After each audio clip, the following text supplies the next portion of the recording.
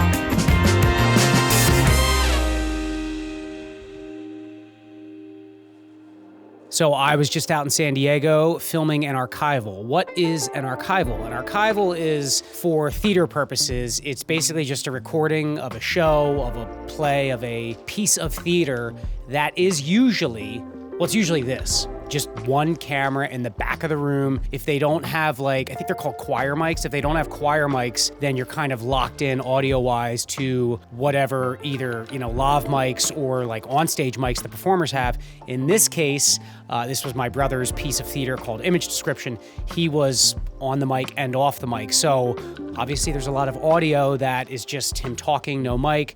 So that's where I filled in the gaps. Now, we film our archivals like you would a stand-up comedy special. I mean, at least to my knowledge, most stand-up comedy specials, it's not just like one night and that's the show that you watch on Netflix or Prime or HBO. It's multiple shows, a run of shows, and then they stitch together the best audience reactions, the best audience laughs, the best kind of delivery of the jokes, the timing. So for the second time now, I was hired, paid to go out to San Diego with my brother, with my friend who's his kind of assistant creative director, helped create the performance, and film this and edit it together. Would you say managing his personality and unique sense of everything from timing to energy is a full-time job? It's a full-time job. So let's tie this all together with, if we look back, is this the best times there were? Is this the best it's gonna be?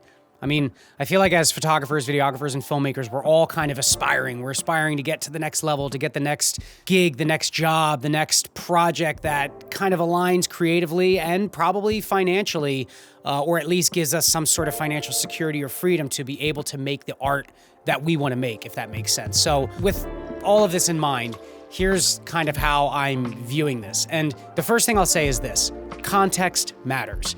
Meaning, in this context, I was able to go to San Diego and do this job. And it's not some crazy paying job, but it's an all expenses paid trip to go film, photograph something, to create something, artistic. And the context is that I know my brother. He has presence, if you will, in that, TYA, Theater for Young Audience, kind of off-Broadway, small, creative, artistic theater, performance type world, and then is able to bring me on to some of these projects for me to lend my, videography, photography, even filmmaking skills to that. So I would actually relate this directly to my experience playing drums and being in a band and touring with a punk band all over the US, all over Canada, all over Europe. I say all over, I mean a lot of the US, a lot of Canada, a lot of Europe.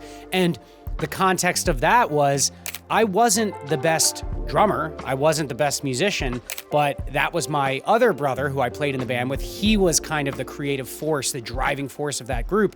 And the only reason I got to be in that band is because I was close. It was like proximity. I was good enough at what I did. I had my own unique thumbprint, on the drums that, I had, and he brought me along. And it's the same with this filmmaking and photography and videography thing. It's like, you don't have to be the best. You either just got to be, the last one standing, too stupid to give up, or have your unique thumbprint, your unique set of skills and offerings, and like the lens, pun intended, with which you see the world has to kind of differentiate you from, the other artists and creatives around you. And I would actually relate that context and proximity, and dare I say, it's a little bit of like luck too, to some of the other jobs and gigs I've done, where last year, my biggest job ever, videography, was I filmed an entire chef's cookbook for like an amazing, incredible, world-class chef. Why? Because I used to teach his son drums. I've taught both of his kids jujitsu at the jujitsu school I manage and teach at. So it's like knowing we have so many chefs that train there. Actually, I should say that the 2 times I've traveled to Northern Italy and Slovenia to film, to photograph this culinary travel company, why did I get to work with that chef? Proximity, a little bit of luck, and context. I knew these guys, I was friendly with them, and I didn't just go in front of them and sell. I, like rewind the clocks. I was back with my Canon T5i, 11 years ago, just learning, like cutting my teeth, just shooting crap for free. And whether it's the band, whether it's traveling or filming stuff or photographing stuff for the chefs, and I still do a lot of work for them for their social media stuff that, like for my business, for their business, for my business, or whether it's working with my brother, I can't say it enough. It's like a little bit of luck, context. Context matters. Who you know is super important. And I mean, again, like you don't have to be the best, but for sure, do it your own way. Next, be a tourist. So if you're being paid to travel, to go film or photograph something, like make time for you to go out and see things that you wouldn't normally see or normally do in your own town or city. For me, for us, like this was a cool trip, and I've been doing this a lot more. I do it with my girlfriend when we travel, and I did it with my brother and my friend Tom. Like, we're going to Balboa Park. We're going to like Harry's Diner, which is like our favorite little diner spot. Kind of like one of those old fashioned, just hot garbage. I mean that in a good way. Hot garbage diners, but like. I know. Thank you. Don't mind me, I'm sorry. No, you're fine. Thank you. You're welcome. Oh, here we go. I guess what I'm thinking is like everyone wants to like pretend that they're edgy and like, oh, when I go travel, I do things that no one else does and I'm immersed in the culture and da-da-da-da-da. It's like, no, you're not. Like, we are all tourists, and it's okay to embrace that. It's okay to be a tourist, I mean, I'll probably touch on this in a little bit, but even like the little Seal Cove, Seal Bay, like for me, going to shoot seals at that little bay, that cove, total tourist thing. None of the locals are doing it, but I live in PA, and if there was like, a forest, a state forest near me where like every morning there was 35 deer and bucks, 12-point bucks with antlers, like people would probably flock to that and think it's cool. We see deer all the time. I can't keep them out of my garden. So like, I don't care, but I wouldn't judge someone for being like, oh, it's a total tourist thing. It's like, who cares, man? Go see the sites that the spot is famous for. Find some things if you can outside of those, normal tourist paths. But I don't know, again, you do you. The next thing I think is super important, especially as it translates to, I would say more like creative in general, like multimedia creative in general, not just filmmaking, not just photography, not just videography, but it's to work light, work mobile, work fast, work efficiently, and show some variety. What I mean here is, well, going back 2 years to when my brother Drew first did this like very prestigious arts festival, the WOW Festival in La Jolla. He asked them, the festival, like, hey, do you have anyone that can do an archival? They said, yes, here's our person. They put a camera in the back of the room with one mic and film one of your performances. Good afternoon. Hi. This is a piece of theater called image description. So what is an image description? And it's like, how about I'll go, we'll have a great time, I'll shoot it like a stand-up special, I'll get creative. So it's like a picture behind the picture in front of the picture. And so we keep doing that again and again. All these people snapping photos, taking pictures and taking pictures and taking pictures. It's like a thing behind a thing, behind a thing, behind a thing.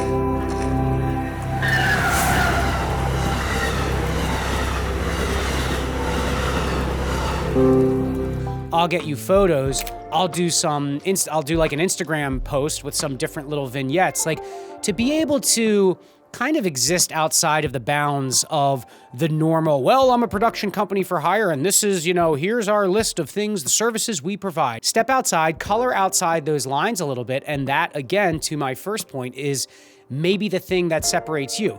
If it's all about the money and that's kind of like the main goal, then sure, just here's the services, here's what they cost, fuck you, pay me. But I do think that there's a certain charm and I don't want to say like allure or mystique, but there's a certain like benefit, just a positive to being someone who's like, hey, I'm gonna bring one camera and like 2 lenses and I'm gonna get you cool photos, a good video archival. We're also gonna get creative outside of that. I'm gonna get you some social media posts. It's all gonna be very quickly turned around because in this kind of day and age of this fickle, social media turnaround time crap. Like, you don't want to sit there and curate and be like, what if we did this? What if we did that? Just do it. Just get me something. So I think, again, in addition to the proximity and to, who I think I don't want to say what separates me, but you know what? I'm going to own it. I'm going to say it. What separates me is that in the context of this trip, of this shoot, I can do all these things with one camera, with one or two lenses,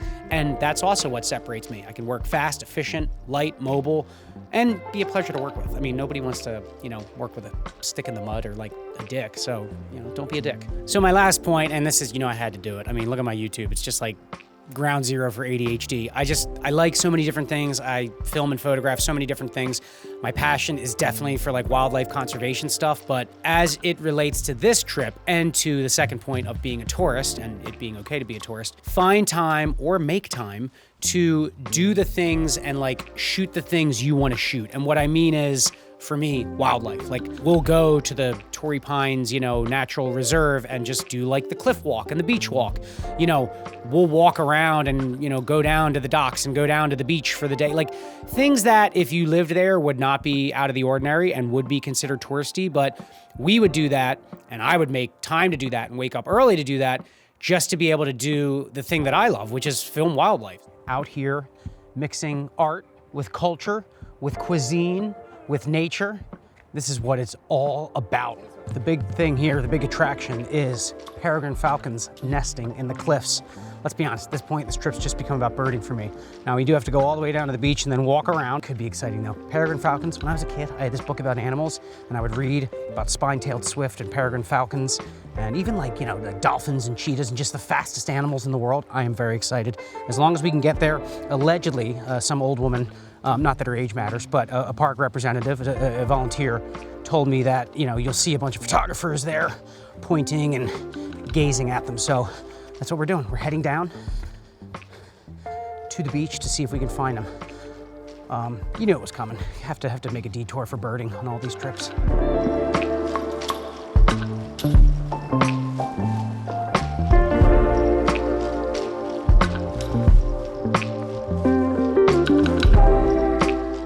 Peregrine falcon, bucket list. This is exciting stuff. Very exciting. And also, I'd like to clarify, this could be very normal for people that live here. I don't live here, so this is just very exciting. It's exciting stuff. Just like if somebody came to PA and saw the Cooper's Hawks and the bald eagles and the red northern cardinals and the blue jays. All right? Hey, everyone. Hey. So filming the seals, filming the peregrine falcons with like the 3 chicks, like that is a highlight for me. Like here where I live, we see Cooper's Hawks, red-tailed hawks, bald eagles all the time. If you lived somewhere where those things weren't and you got jazzed about seeing a bald eagle, I'd be like, yeah, it's awesome, isn't it? So for me, seeing peregrine falcons nesting and like chasing away seagulls and raising their chicks in like the La Jolla Cliffs or the Torrey Pines Cliffs, like that was like, I don't want to say bucket list, but that was damn close. And even filming like the seals, man, they're cute too. Early morning strike mission, probably gonna be overexposed. Going to see the seal point, seal cove, seal something. I gotta open the door. That wasn't my arm. He'd opened the door. All right, here we go. Damn, nice spot. Just loaded with them. Homie's right there. Man, this dude's out here getting environmentals, showing everybody how to do it.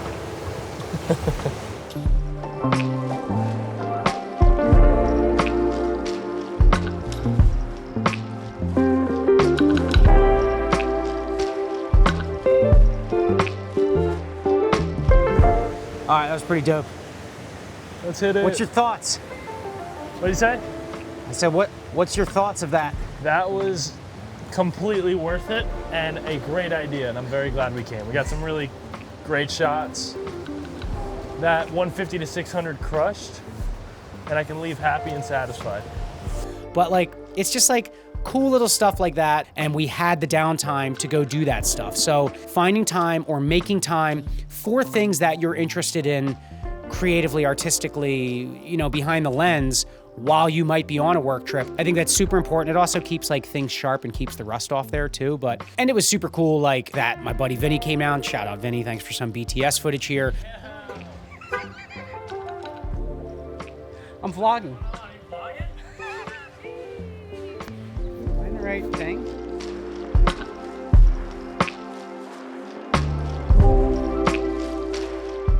came down from LA to chill for the day, to watch a show, to crash the night. Like, it's cool when just people get together and are all just on the same page. Like, I don't want to say like we don't take ourselves too seriously, because, you know, we're all trying to make something. We're all trying to make something good. We're trying to get it out into the world. But it's cool that we're all just kind of like having fun and shooting stuff, filming stuff, performing stuff, doing what we do and having a good time with it. And making sure that, you know, as we look back, that we remember it for the good, not for the exhaustion, which does happen. I mean, I can't imagine performing. I think we had 7 shows. I say we.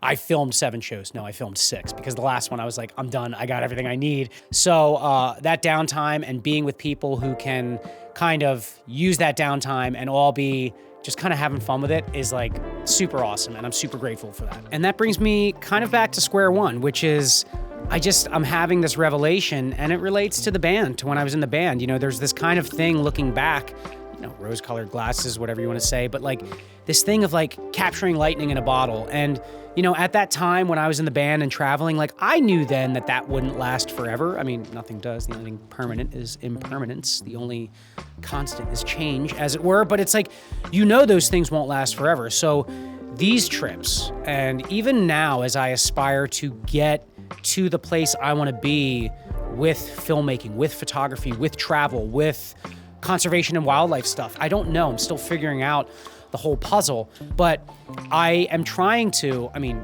cliches inbound. It's really hard to say this without sounding like such a trite, sanctimonious boner, but I'm trying to really appreciate the present moment, because I might look back and say, okay, like some months were tight, I was stressed, I was striving towards something that I felt like was constantly out of my reach, but at the same time, look at all this beauty, look at what's around you, what you're able to do, who you're able to do it with, you know, and how it all fits together. Because that, I think, I won't look back and remember like, oh, that month was a tight month in 2026 when I like, you know, it was really tight. I couldn't pay my bills and pay off all my credit cards that month. Like, I'm not gonna give a shit about that. I'm gonna remember that trip to La Jolla, or I'm gonna be like on my deathbed being like, and the seals and the peregrine falcon. I don't know. I think, is this the best there is? Is this as good as it gets? I don't know. But right now, if you're in that position where you're out creating, where you're with people that you enjoy being with, and they're on the same page and they're creating and you're having fun and it's an artistic back and forth and you're seeing things and experiencing things and learning things, like, I don't know, doesn't get better than that in my book. So I hope that all made sense. I mean, my little rant. I vlogged the whole thing, but I don't like doing a full video vlog. I like to sit down and reflect and get my thoughts on camera. So yeah, if you stuck around this long, thank you very much. You know, like, comment, subscribe, really appreciate it. It means a lot as I try to build this thing into whatever the hell it is. Music by John Williams, you know the deal. Peace.